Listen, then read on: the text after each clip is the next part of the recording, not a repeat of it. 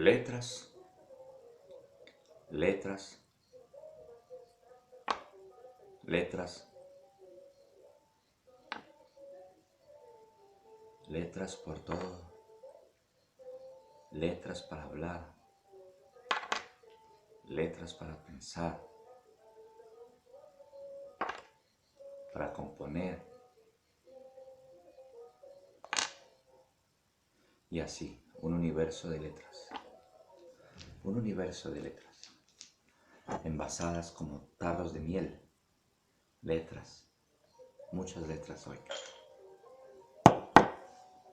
Buenos días, espero que tengan una buena semana y a continuación escuchemos 100 años de soledad, Gabriel García Márquez. Muchos años después, frente al pelotón de fusilamiento, el coronel Aureliano Buendía había de recordar aquella tarde remota en que su padre lo llevó a conocer el hielo. Macondo era entonces una aldea de 20 casas de barro y caña brava, construidas a la orilla de un río de aguas diáfanas que se precipitaban por un lecho de piedras pulidas, blancas y enormes como huevos prehistóricos. El mundo era tan reciente que muchas cosas carecían de nombre, y para mencionarlas había que señalarlas con el dedo. Todos los años, por el mes de marzo, una familia de gitanos desarrapados plantaba su carpa cerca de la aldea, y con un grande alboroto de pitos y timbales daban a conocer los nuevos inventos. Primero llevaron el imán, un gitano corpulento de barba mortaraz y manos de gorrión, que se presentó con el nombre de Melquiades. Hizo una truculenta demostración pública de lo que él mismo llamaba la octava maravilla de los sabios alquimistas de Macedonia. Fue de casa en casa arrastrando 2 lingotes metálicos y todo el mundo se espantó al ver que los calderos, las pailas, las tenazas y los anafes se caían de su sitio, y las maderas crujían por la desesperación de los clavos y los tornillos tratando de desenclavarse, y los objetos perdidos aparecían desde hacía mucho tiempo por donde más se les había buscado, y se arrastraban en desbandada turbulenta detrás de los fierros mágicos de Melquiades. Las cosas tienen vida propia, pregonaba el gitano con áspero acento. Todo es cuestión de despertarles el ánima.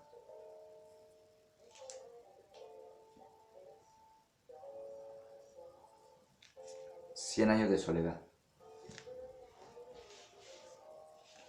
Hoy vamos a trabajar, vamos a enfocarnos un poco en el análisis literario. Vamos a aparcar un poco, bueno, aplicando lo que ya hemos venido haciendo, los ejercicios y todo esto, pero vamos a hacer un poco de análisis de comprensión literaria. ¿Por qué esto? Porque esta es una herramienta que nos va a servir para cuando ya tengamos el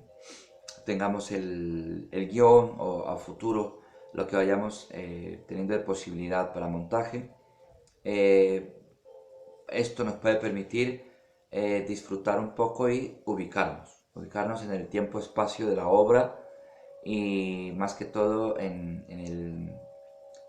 como les comenté ahora, en el análisis de qué personajes aparecen, cuál es el sitio, en qué sitio geográfico, en qué espacio-tiempo está escrita la obra y hacia dónde la podemos redireccionar, dónde la podemos posicionar.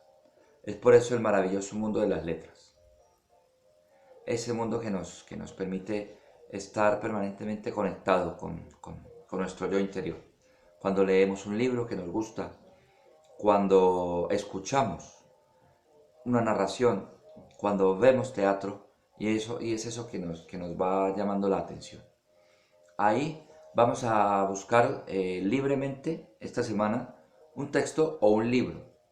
El propósito de este ejercicio es resaltar la propia situación que nos genera el texto que vamos a leer, dónde lo podemos ubicar, qué personajes nos llaman la atención y hacernos una especie de arquetipo o un juego dramático con el personaje que nos haya gustado.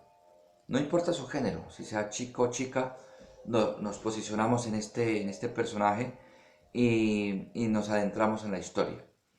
Y la idea y el propósito es recibir la información de lo que estamos. Recibirla quiere decir cuando leamos el texto, no importa digamos que puede ser un texto corto o unas cuantas páginas, pero de ahí tomar esas referencias. Crearle un antecedente al personaje. Crearle un antecedente significa su manera de andar, igual que le puede gustar de comer, cómo le gusta peinarse.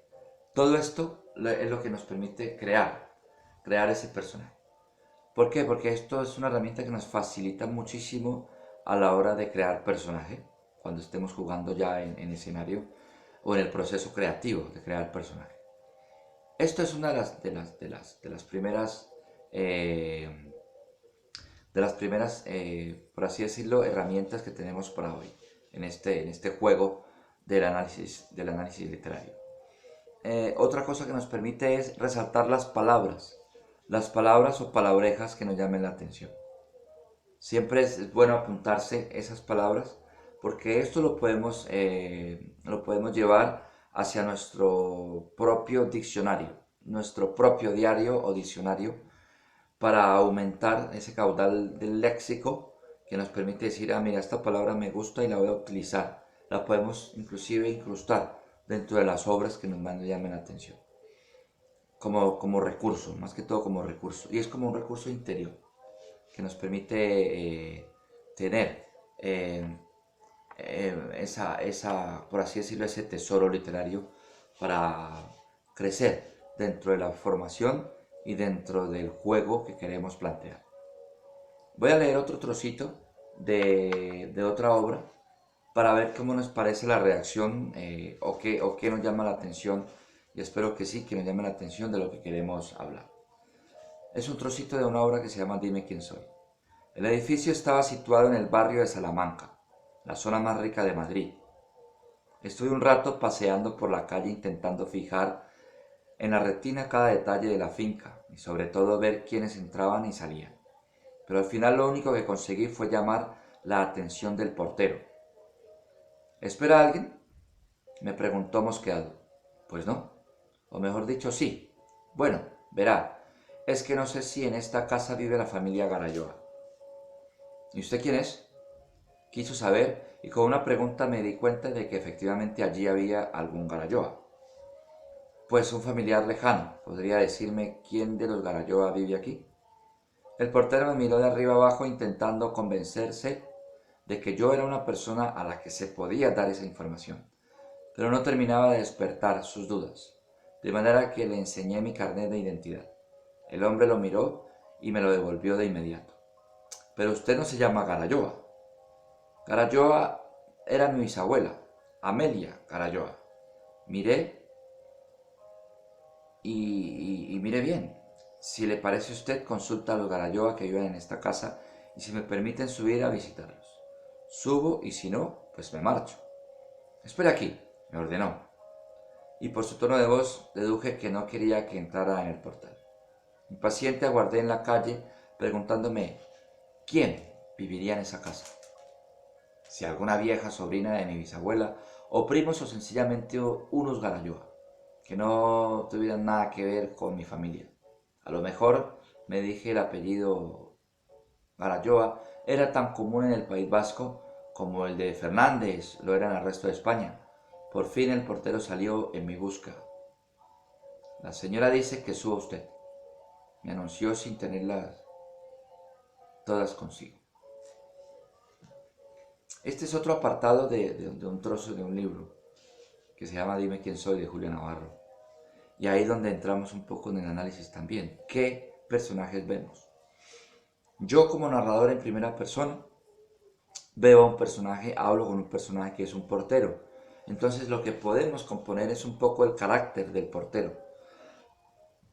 ¿Cómo nos podemos imaginar y cómo podemos componer a ese portero? ¿No? ¿Por qué el carácter de ese portero? ¿Por qué, por así decirlo, un poco la situación que genera el hecho de llegar un desconocido a mi portería y a la portería y decir quién es usted? Entonces, primero él protege, segundo, pues obviamente es su trabajo. Y tercero, ¿por qué? Viene a preguntarlo por la familia Garayoa. Entonces ahí es donde nosotros entramos a analizar nuestro juego dramático y nuestra creación de personaje. Entonces ahí donde a partir de lo literario podemos transportarlo, llevarlo a lo físico, llevarlo al juego dramático de interpretar, solamente con ese trocito de texto. Entonces esto nos permite tener esa habilidad de improvisación, esa agilidad o buscar, encontrar y tener esa herramienta ágil de improvisar frente a un texto primario, no importa si es una obra de teatro literalmente escrita a propósito. Lo importante es tener esa herramienta, ese trozo de escrito literario para jugar. Entonces, como les digo, cada vez que leemos, cada vez que buscamos un trozo en la literatura, un trozo que nos llame la atención, es tener esa posibilidad de juego dramático y adentrarnos en lo que leemos y no sin antes tener esa herramienta para analizar, para centrarnos y analizar lo que leemos. Es esa pequeña, por así decirlo, frenada para decir, ¿dónde estoy? ¿Con quién estoy? ¿Dónde es? ¿Es África? ¿Es Europa? ¿Es América Latina? ¿Es México? ¿Es Brasil? ¿Es Madrid? ¿Es Londres? ¿Es París? ¿Cuántos personajes son? ¿Hace frío? ¿Hace calor? ¿Cuál es la sospecha? ¿Es un descubridor? ¿Es un alquimista? Entonces, todo eso es lo que nos permitimos hacer en ese rebote, en ese universo literario que nos podemos crear o del cual nos vemos rodeados para poder tener esa apertura y ese atrevimiento, por así decirlo, de improvisar. Y como les dije, de adentrarnos en la propia historia o crear una metahistoria, por así decirlo, una historia detrás de la historia que vamos leyendo y componiendo a través de nuestro análisis. Pues siendo por hoy, les dejo esta tarea de la semana. Leamos pues un trozo o las páginas que veamos, que tengamos a la mano del libro preferido que tengamos y adentrémonos en eso. Separemos a un lado, como les dije, el tiempo, espacio, el año, por así decirlo, los personajes o el personaje, si está escrito en primera persona, y lo podemos volver monólogo. Esta vez lo volvemos monólogo para poder adentrarnos, como les dije, en la composición. Vamos allá. Espero que tengamos muy buena semana y no se olviden que las letras son un mundo maravilloso. Las letras son ese mundo maravilloso que nos permite estar en el aquí y el ahora. Adiós y muy buena semana.